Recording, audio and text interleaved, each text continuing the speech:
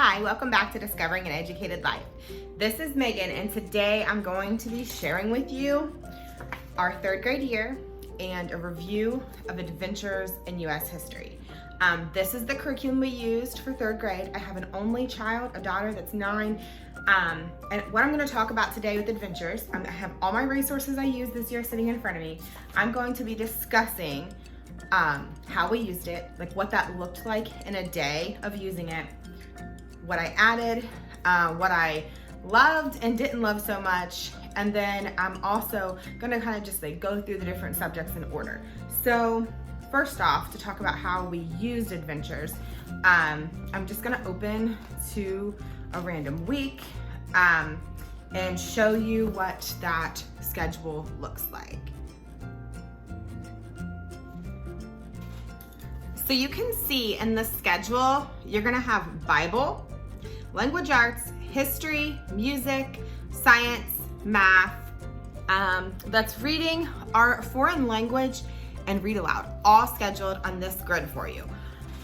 When I was first a new homeschooler in kindergarten and first grade, I actually found this amazing. I think this year it kind of almost held us back. So that's the first thing I want to note. I guess that's kind of like I didn't love. I loved the freedom of having this, that I felt like I didn't have to make this big crazy plan, but I also felt restricted because I wanted to make sure I completed everything in a day before moving on, even if I didn't finish everything in a day. So I would maybe like not get to something one day and kind of stay within those confines of this grid. And then the next day, I tried to stay within the confines of this grid, and maybe I didn't get to like the art project, and I would feel like the next day, well, we should probably, get this art in today, and sometimes feel like I needed to double up, or I needed to double up on readings, or I needed to slow readings down, which was actually more likely because sometimes some of the other components took a little longer, I guess. Like it just made me feel like some days when I had a lot of extra time, we would finish like super early, and that's great because I love a Charlotte Mason education. I love to not have these super long days. I love to have my afternoons free, but at the same time, I don't love like feeling like we wanted to do more and not finishing more that day, and then another day when we're super busy, we don't fit everything in. Because I'm following what this grid says, and this grid isn't my life. Like they don't know when we have piano practice or co-op, or when we're going to the park, or what days are rainy and would be great for an indoor science experiment.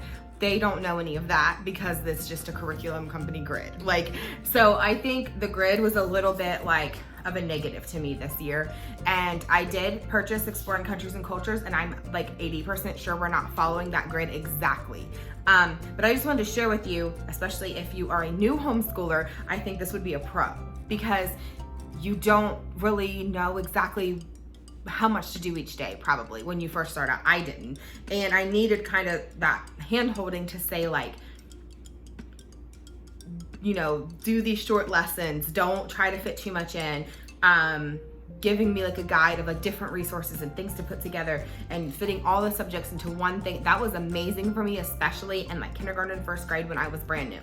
So yeah, I'm just gonna leave that at that. So even afterwards, there's a week of notes, and the thing you'll see in here is it even tells you the materials you need for the week. It gives you your memory verse right there, and this is like Bible. These are just different things that have notes, and it'll normally tell you in here like see notes, so like where the notes are gonna be. So it'll have Monday, Tuesday, and then like all through the week. It's like pretty extensive notes on everything you're going to be covering, and you see I've highlighted mine up and just like noted things that were important to me to remember. So like I said, I actually really enjoyed this year, but there were a couple just like hiccups that we ran into, and it was 90% of the time it was to do with scheduling and not with the actual materials. So let's jump into these materials because that was the fun part.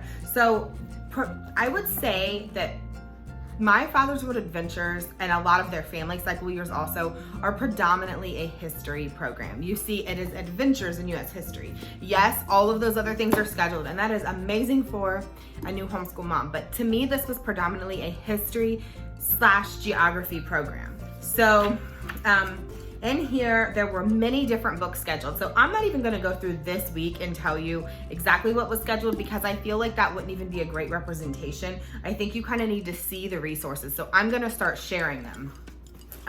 First off, we had binders for every subject, which My Father's World recommends. And this is my daughter's. It didn't have the little thing, so I just put it like the little clear thing. So I just put her page here, her Adventures in U.S. History.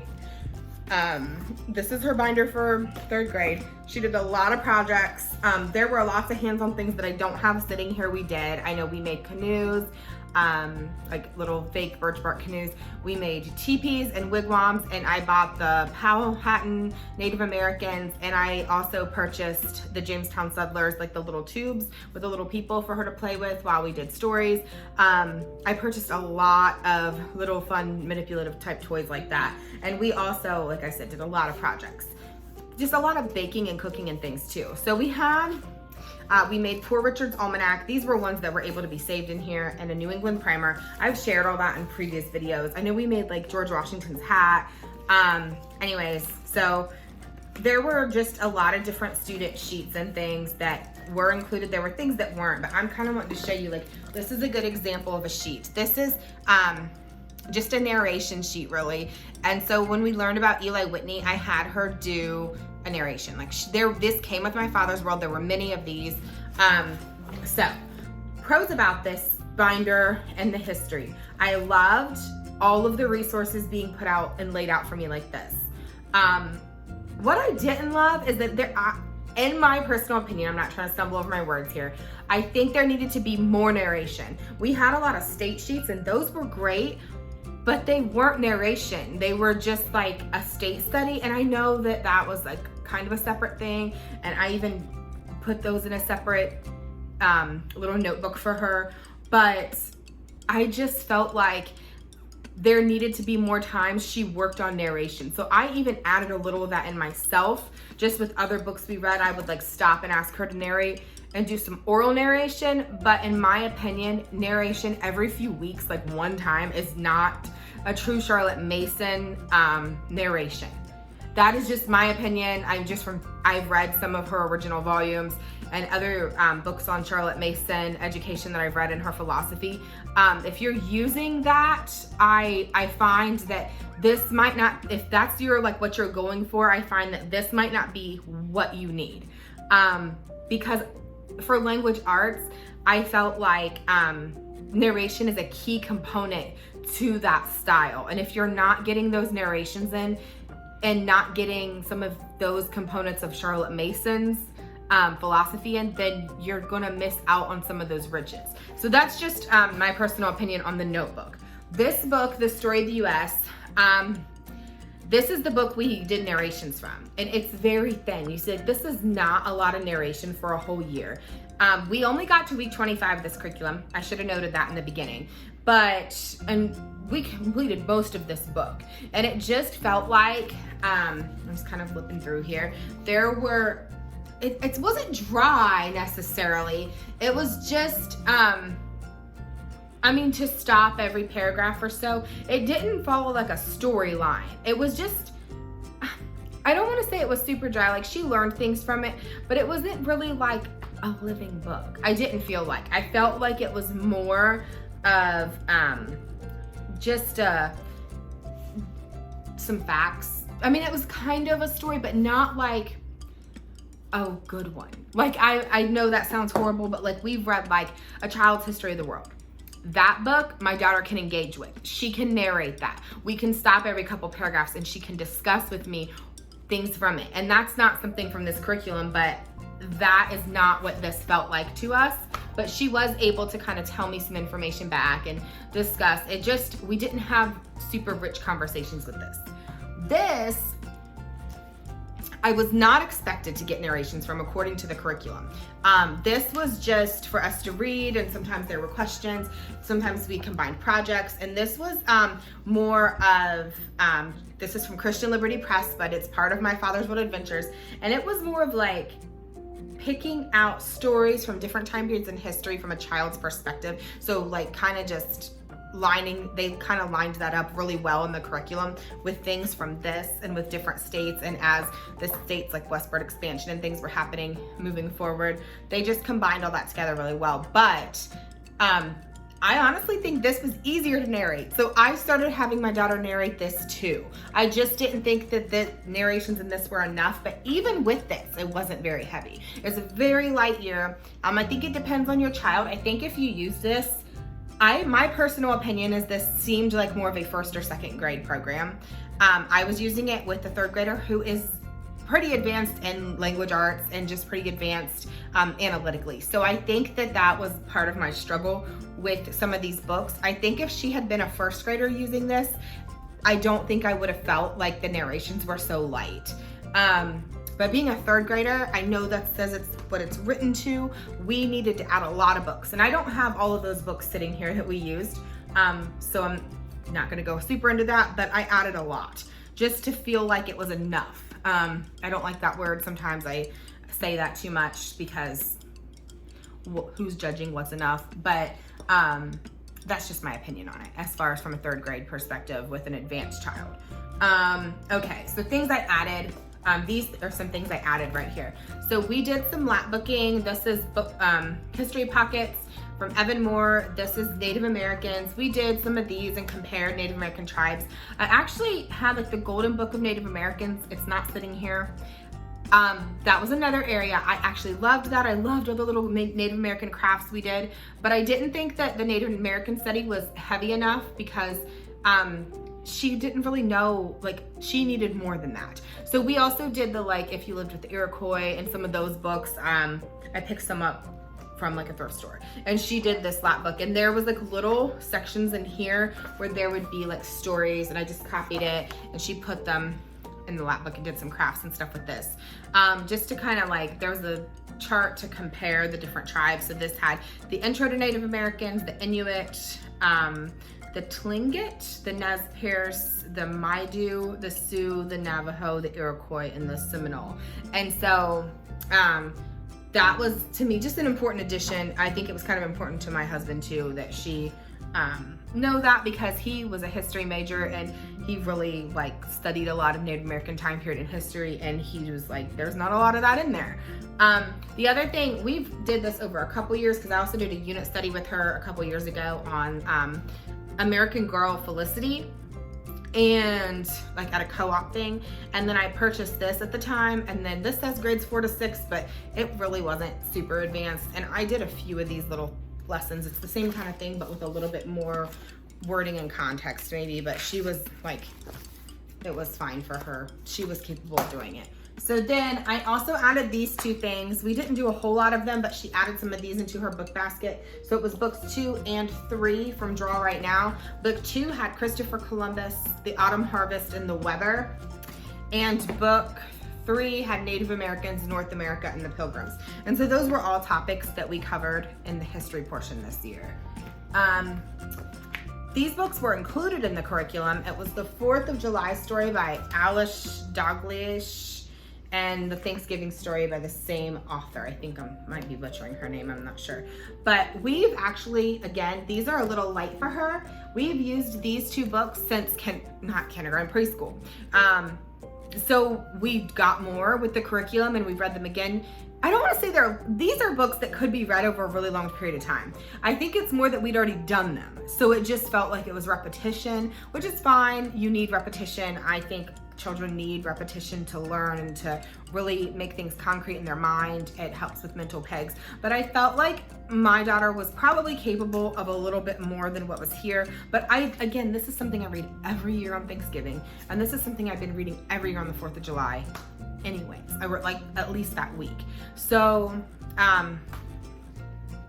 that area just, it was a little light. Now, all of these resources are like some of the best resources out there. So if you are a mom who like has never homeschooled before, this is awesome because it puts it all together for you. Being somebody who has homeschooled since my daughter was like 2.5, I know that's super young, but it wasn't like formal school. It was like learning our our alphabet, our letters and things, because she was definitely ready. She started talking at 9 months old and was ready for learning that.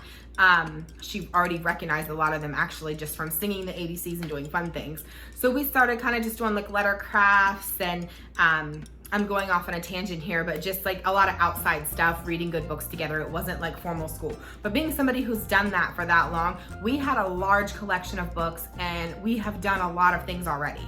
So it just kind of felt like I was dragging this year out. That's why we only got to week 25, because some of these things felt boring to her, because I think it wasn't challenging enough. So I would add in things more challenging, and then the weeks would get stretched, and the weeks would get stretched because we would try to stay on the topic. So like for instance, in week 9, like I was showing you, it'll tell you the topics up here, and it would be like Jesus the Rock, George Washington, and seasons. Well, seasons, like that's very light for her. So I would try to add in like more things on specific things with trees, more art projects to do with seasons. For George Washington, we tried to read more books about George Washington. Even for Jesus the Rock, I tried to find different resources, different songs and things to do. Like I just tried to dig deeper, and in doing that, because my daughter needed to go deeper, it just took too long to finish the year. And so we didn't get through everything, which is fine. Like that is 100% fine. So these are books I added: National Parks of the USA, and I also added 50 states because we were studying the states this year. These are huge, giant books. So here is what I did. I just put a spiral bind on my daughter's state sheets, and this is an example of one of the state sheets. So it's Delaware. This is the first state. It has the state bird, the state flower. She put the postal abbreviation, and that is the flag. She marked Dover, and I didn't make her color the state, I made her trace it. And then she would locate it on our map, and then she would put her sticker on the map below. Back there you can see we've only got about half done. I know it looks like less than half, but there's a lot of states that are small on the East Coast. So she got about half the states done. But again, like we just didn't finish. So she has some facts and things, and we would tandem read this together because I think it made it more exciting that way and didn't feel as dry as just like me reading the facts or her reading the facts, because that would get boring. But she would read one, I would read one, and we'd go back and forth. And there were some interesting, it wasn't super dry, they were actually interesting. We really enjoyed that. That's something we loved. So yeah, she, like I said, there's Massachusetts. She got through a lot of those. And then this was the flag sheet. And so it was just a sticker sheet. It came right with the curriculum. And this doesn't come bound, like I said. This just comes with the student sheets. I just took this and bound it at Staples.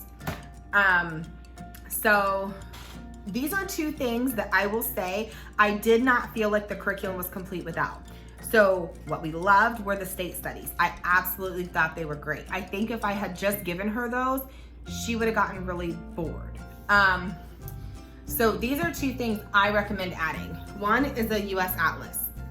I had my daughter find the state and read information. It was about industry. It was like different things about the state before she did anything else.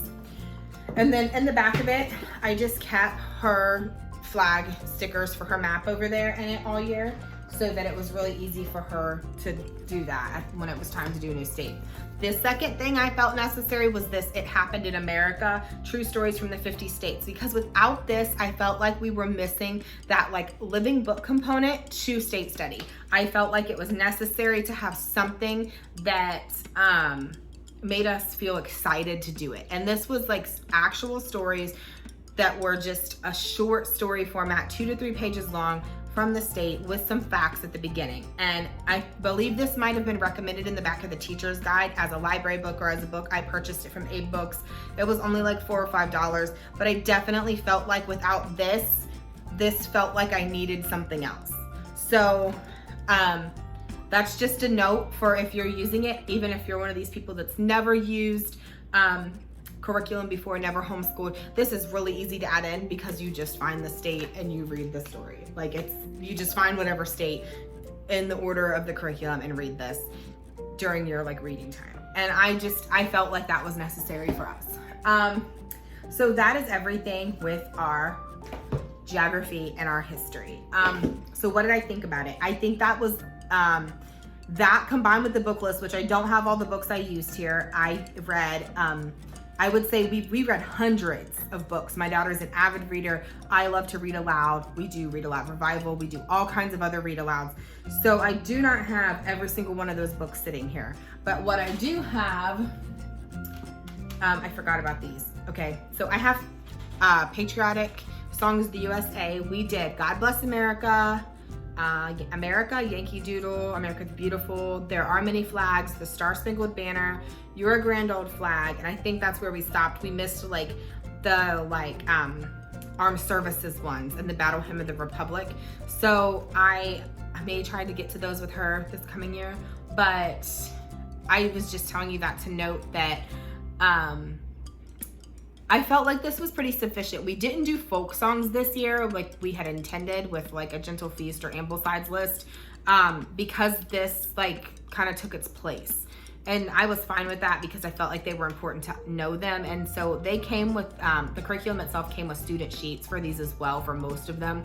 So she could look at that lyric list and sing along. And I thought this was one of my favorite things that they added in, honestly. And it seems like such a little thing, but I thought it was important for her to know those.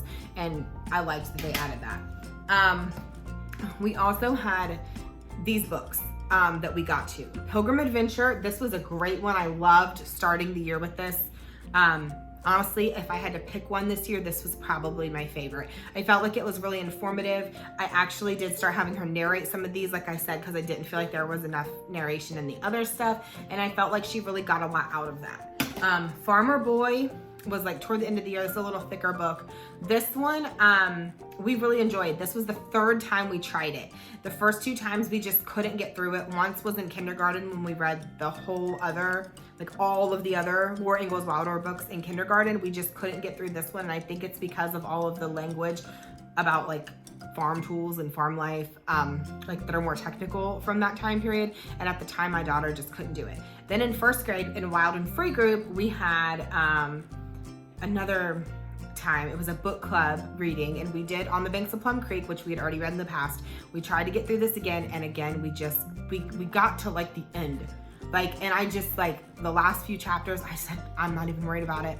Like I felt like it was pulling teeth because she just wasn't into it. She just wasn't able to narrate it. She wasn't able to grasp it very well. So then this year I was like, oh, there's Farmer Boy on the list. And this time we picked it up and she actually really loved it. And I loved it. And we were like, wow, that was different. And I think it's just the age. She's older. She was able to understand it more. I slowed it down a little in pacing. I think maybe I was pacing it a little faster before. And I also got an Eric Sloan like farm tools book from this era, and that worked really well. And I also got this like Dover coloring book from this era. It was like a farm from the 1800s. And she used those to like visualize some of the things, and she colored some pictures with it, and I think that helped a lot with her understanding. Then this is The Courage of Sarah Noble. This is a really short book. Honestly, I wish I would have had her read this because it was like, I think she just would have got more out of it if she would have read it herself. And we also had Sarah Witcher's story, which I don't know where it is. It's probably in her room somewhere and I couldn't find it. She really liked that one also. Another one I think she was capable of, and I probably should have let her read herself. But like I said, those are the only actual books from the curriculum that were read alouds, and we stretched it out way too far because I added in hundreds of other books, but that's just our personality. And that's one of the reasons I don't like the grid, because I felt like we could have read so many other things on these topics, and it could have been like paced differently, where I'm not sure. I just don't know if I like their scheduling. I love their resources, and I love all of my Father's World resources. So when I want to say, would I recommend the history? Absolutely. I would recommend their history. I'd recommend their history for anybody from about a first grade level. I know it's not written to that, but I would say from an advanced first grader through about a third grader, if you're willing to tweak things a little bit. And I definitely would recommend it for a first-time homeschooler. It was really good. There was a lot of information and content there, and you can dig as deep as you want or do it as light as you want. And we went in and dug pretty deep. So now let's talk about Bible. Bible was this book, mainly, the Bible. And this is the Discoverer's Bible. It's the New International Reader's Version. I really enjoyed using this. The print was pretty big. It didn't have like a bunch of other like notes or anything. It's just the Bible. I enjoyed reading this with her because even though she can read at like a more advanced level than this, because this is at ages 6 to 10, she can definitely read it. Like, she's been reading an NIV for a while, but I think this helped her to break some of it down, and it made her feel like pretty confident in reading it.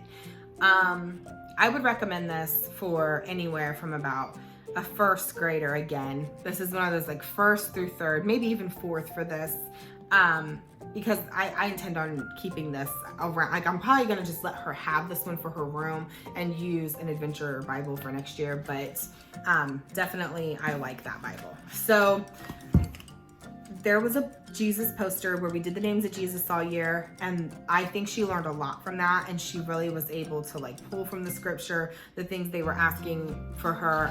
I think it could be over some kids' heads. I've heard that from other moms, and I think it depends on the ages.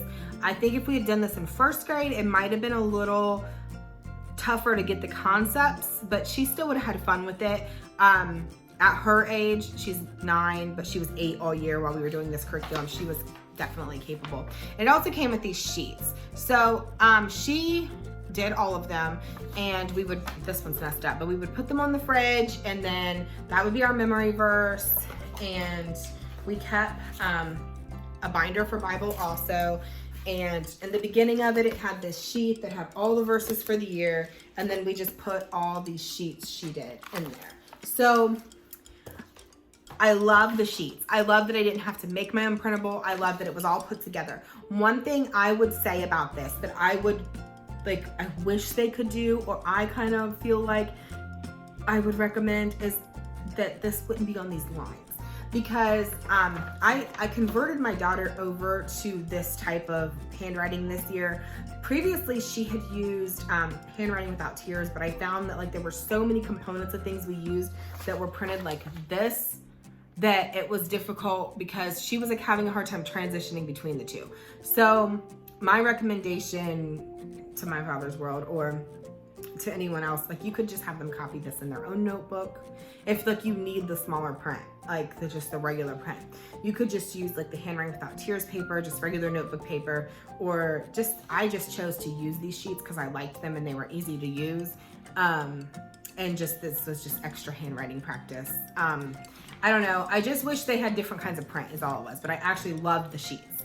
So that's really all that was Bible. Like, there wasn't like a whole bunch of other resources. There weren't like devotionals. It was like the devotionals were in the guide. And it would just tell you, like, something like this one was like Psalm 62, and we would talk about things, and it would sometimes give me prompts and things. Again, because we would stretch things out, that ended up feeling too light. So we added in like sometimes devotional readings and other things. Okay, so that's all the Bible. Now let's do science. This is one of the areas I also struggled pretty heavily with this year. So that's not one of them. The main resources for science were the first encyclopedia of science. We really liked this. This is probably my favorite part of science for this year. Birds, Nests, and Eggs. I actually really liked this, just not how it was scheduled. Science with Air and Science in the Kitchen, and we actually liked a lot of the experiments from that. I think my biggest hang up with their science this year was the schedule.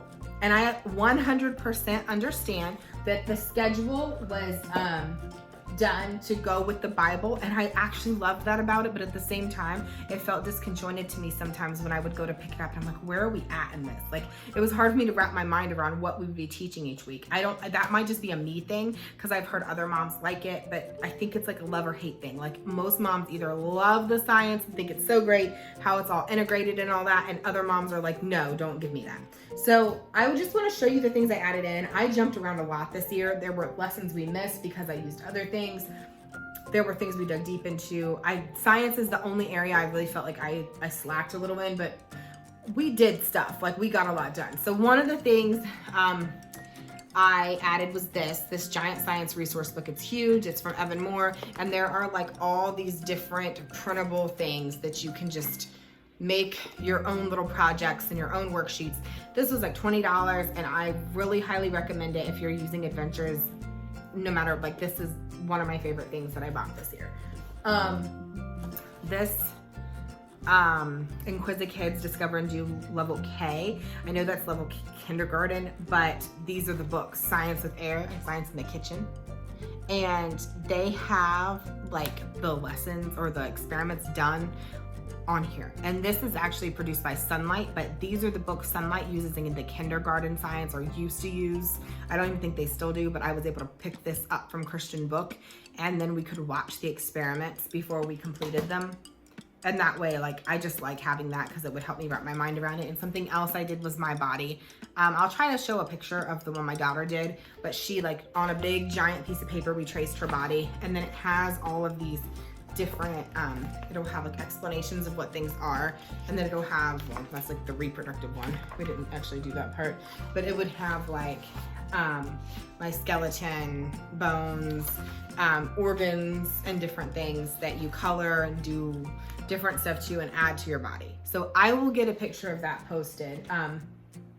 That's all the science, but I have a science binder. There were other things in here because we did do some like Sunlight science and other things, but I'll just show you some examples of things she did in her science this year. This is a tree she did. She did a tree for each season. This is not with their science, but like I said, I added a lot in. She did a little report on a wolf spider that she caught in our basement. Sometimes we did like different experiments. So here, well, there's her maple leaf she traced. This was an experiment here, and I made these little sheets, but I think there's also some available on the Facebook group. And I just made little sheets here. This one she did. This was living versus non-living. This one, again, is just a little sheet I made. More of those things she did. And then this was like an experiment she did with beans that was part of the curriculum. Will it float? I mean, there's a lot of different things like that she did. A lot of them were very, very basic. One other thing I added is I had her do constellations in a little book like this at the beginning of the year. That was another when we did, and just write what they were, when we did stars. So there wasn't a lot to the science, honestly. Would I recommend it? Yes. I think if you're a new homeschool mom, especially, I would highly recommend just following the schedule. I think you can fit it all in, and you can feel like you are accomplishing your year pretty well. Would an experienced homeschool mom, I think you could tweak it. I think you could still tweak it to work for you. I also think you could just as easily, if you're experienced and you know what you're doing, take it out and just add in science to the science block. Like, there's just, in this block, if you weren't comfortable, it's super easy to just replace the science. Now, some of the experiments and things I think would be beneficial to do with the Bible or with the history for the sake of like the unit study, but then I don't think it would be a big, because I did that with some of it. Like when I started using some of the Sunlight human body science, I also just continued doing some of the experiments that tied in well with the Bible and other stuff. But you could easily pick up a master books, pick up an apologia book, something like that, and easily have something else in that science block. Okay, so language arts. My Father's World, if you saw, does not actually schedule language arts. It just says like English, or it just says like spelling in English in here. And then there's like dictation. So some of the things they schedule, like you see, dictation is scheduled. So their dictation is not necessarily how I like dictation to be in the more Charlotte Mason format. They just had me pick a passage and dictate it and have her copy it. I felt like it was much more efficient to give her copy work on Mondays and have her pick words out that she thought she needed to practice. And then on Fridays or Thursdays, we could do a dictation of what she practiced all week. So she was getting like studied dictation and not just dictation like that. But again, I kind of understand coming from like the standpoint of this is for somebody too that doesn't it's not made for somebody that doesn't know what they're doing, but I'm saying it's created for somebody to just open it and go, and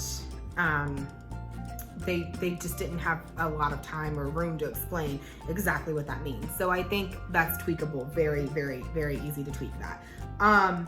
So the English they recommend is language lessons for today. This is the grade 3. We really enjoyed it, and I'm gonna do a separate video reviewing this curriculum in itself. I did not go with their spelling option for grade 3. I went with Rod and Staff. They actually recommend Rod and Staff too for 2nd grade, but then in 3rd grade they move on to Spelling Power. And when I first started using this year, I was actually having health issues, and I just wasn't ready to read that big old book and wrap my mind around why they were using it or what they were doing with it. And this was only like $13 to pick up both the teacher's guide and the student. She finished the whole thing this year and did really well with it, and I would highly recommend this.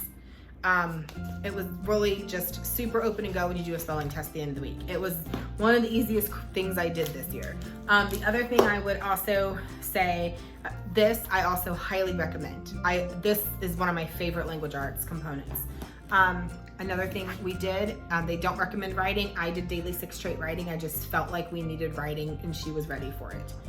And it was really easy. This was one of the easiest things. I just copied the sheets, and then it had these little like 2-page teacher's guide sections, and she really blossomed in her writing using this year. So I would highly recommend those, and I will do reviews of those in a separate video. But I'm keeping this as short as possible. I just wanted to note that like their language arts is separated from everything else because you buy those things separate. You don't get them in the kit. So let's move on from there. Math is another thing that's completely separated, but I do choose to use Singapore, which is their recommendation. Now, we are like behind in Singapore.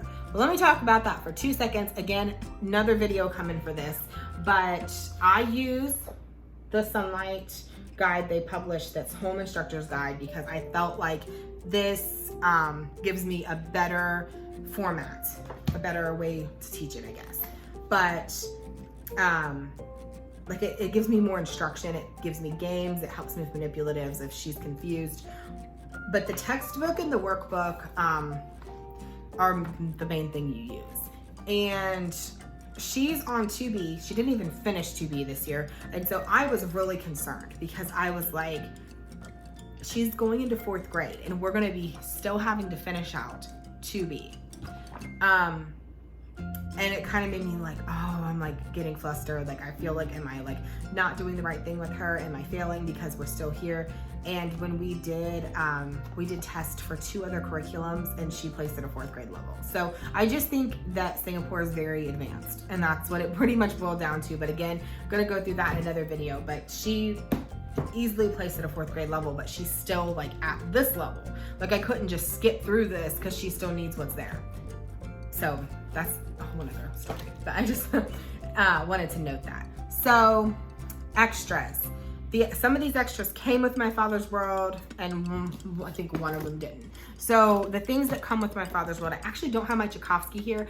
Would I highly recommend it? Yes, I would very highly recommend the Tchaikovsky. It was very easy. I heard people say like it didn't match up, but I don't think everything needs to match up. Like a lot of people are like, well, it didn't even match up with the time period. Or I can see why they chose Tchaikovsky for this year though, because you know, it's really famous and popular in America, and I think that that's part of the reason why, because like everyone knows about the Nutcracker and everyone goes to see that at Christmas, so it's a really familiar ballet and a really familiar composer to use, and we really enjoyed that. And I actually had a couple books, it was like Book of Ballet Stories. I'm sure I have it in another video and I'll link it below, but that book we read along with the different pieces we listened to, and it was just so easy and it was light and fun. I would highly recommend it. Again, it was light, so it depends on what you're looking for, because I was looking for maybe a little deeper composer study this year, but that's my fault.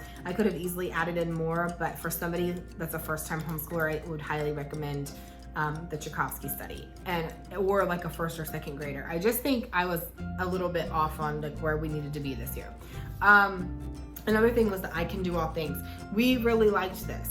We did not get through it, and I didn't anticipate to, but I felt like there was just so much here, we would never get through it. The lessons were really fun. I'm just trying to find like, I've shared a lot of them. Well, let's see. I have this little folder, I kept a lot of her work in for this year. So here are some things she did with markers, where she was like making them like watercolors and like blending it with water. This is the marker sheet she did. Here's like pointillism she did with markers. But there were just so many. See, that was really good though, like how they taught her to do the pointillism. But like I was saying, there were just so many sheets. There was no way we were going to finish all of them. Even this, like, this would take me 2 or 3 years to get through, even myself, especially with the pacing and stuff we were at. So we still have all these cards. These cards come with the curriculum. So we can just keep doing it going forward. And I would also highly recommend that. I loved it. This was one of our favorite things. It had the DVD. I will tell you, one thing about, I just like cut me, there's a piece on it. One thing I will tell you about the DVD is that it seems a little outdated. It's like from the 90s, it feels like, I don't know. And so I feel like there are tons of other resources, and if you're on a budget and you're like buying this used, you could pick up almost anything. I feel like you don't need this like expensive set. So, and for the language, or for the foreign language, where they recommend like Rosetta Stone, we did Rosetta Stone in first, and I decided to skip this year of Rosetta Stone and use the complete book of Spanish, and I wish I would have done Rosetta Stone, and we're going back to it next year. I will use this with her, even though it says grades 1 to 3, she's still like able to use this. But next year we're going back to that because my husband like took Spanish in college and he just graduated. So I was like, well, you can work on that with her. Like, he speaks it decent, like enough to know some words and things. And I just think I wasn't consistent enough with having him do it. And so we didn't get to this frequently enough. And I felt like I'm gonna keep doing that next year, even if it's not super frequent, even if it's only once a week or so, and then having her do the Rosetta Stone daily. And that's what I would recommend. If you wanted to use a resource like that, they're great, but I would recommend not just using a resource like that. So that's all. The only other thing I think I didn't mention was our nature walk, which is kind of an extra kind of science. And we used some of like the exploring nature with children, like their like sequencing and their curriculum, but we also just kind of took walks at the park a lot this year. Whenever we would fall off from like actually following a schedule, I would just make sure we got to the park like 2 or 3 times a week, and we would just see what we saw and just enjoy nature. So don't forget to hit like and subscribe, and I hope this video was helpful to you. I hope it was able to answer any questions you have, and if you have any other questions about My Father's World, 2nd grade or 3rd grade Adventures in U.S. History, just ask them and I will be sure to get back to you on those. Have a nice day, and I'll see you soon.